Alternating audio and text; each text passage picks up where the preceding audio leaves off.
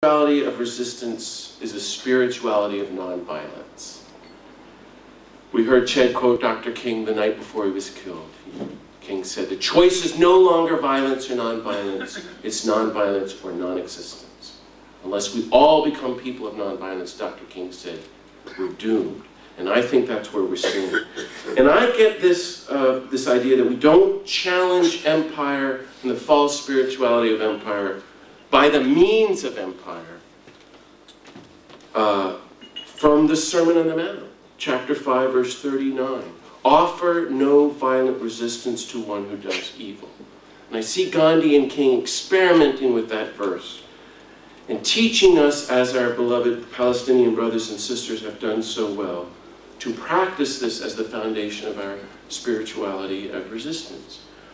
So what I'm trying to say is I don't think we can ever just reflect on this clumsy word enough. And how do you define it? What does it mean for you? For me, it's the vision of a reconciled humanity, what Dr. King called the beloved community, that looks out and sees every human being on the planet as your very sister and brother, that all life is sacred. We're already one. We're already reconciled. The gift of peace was given long ago. And the more you can go into that core spiritual view of reality, you can never hurt anyone or kill anyone, much less be silent during the occupation or 30 wars, 25,000 nuclear weapons, global warming, so forth and so on. So it's not passive or a tactic, it's an active way of life. We renounce violence and pledge never to hurt anyone, but practice creative, courageous, active love and truth that seeks justice and peace for everyone, resists empire and systemic injustice, reconciles persistently with all peoples, allowing God to disarm our hearts of the violence within us, all the while drawing the line in the sand and saying, there is no cause, however noble, for whatever anyone's going to tell us again, for which we will ever support the taking of a single human life. So from now on, we practice unconditional, all-inclusive, all-encompassing, non-retaliatory, sacrificial, universal love for everybody. Fantastic. Trying to talk about a spirituality of love here as the motivation for our resistance. You all know all of this. In the face of violence, we got two options, the world says. Fight back with violence or run away.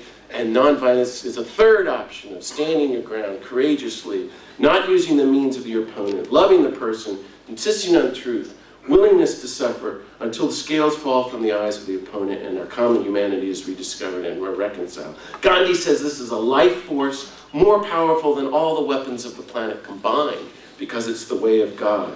And if we can tap into it in our hearts and our lives, it can become contagious and disarm the planet. And we've just begun. Read Gandhi. It's like we just discovered electricity. We don't know where it will take us. So we practice it in our hearts, and then we organize it in a global grassroots movement of nonviolence to disarm the planet. As Dr. King did, the civil rights movement, Gandhi in India, the People Power movement in the Philippines, Archbishop Tutu in South Africa, Egypt showed us, as our Palestinian brothers and sisters are demonstrating, so forth and so on. Walter Wink says, in the last 25 years, 2/3 of the human race are involved in this grassroots movements of nonviolence.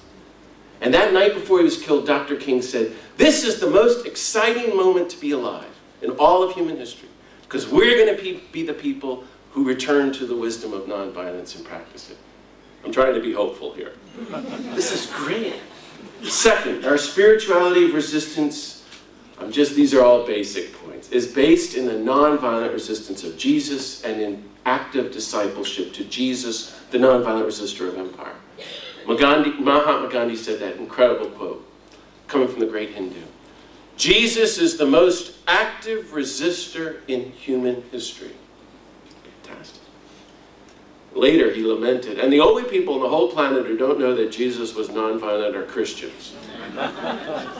This is what we've heard so well all week, that Jesus lived and taught this active, public, creative, nonviolent resistance to empire, called everyone out of empire, out of occupation, said, love your neighbors and your enemies, show compassion to everyone, seek justice, forgive everyone, be reconciled, lay down your life in love for everyone, organizing the poor and disenfranchised, healing them of empire, and walking from Galilee to Jerusalem, as Richard said, like Gandhi and Ched, on the Salt March, a campaign of nonviolent resistance, into the temple, symbol of the empire, working with the religious authorities in the name of God to oppress the poor. And an act of nonviolent civil disobedience turns over the tables of the money changers and said, you've turned this house of prayer to a den of robbers. Doesn't hurt anybody, hit anybody, kill anybody, or drop any nuclear bombs. But he's not passive.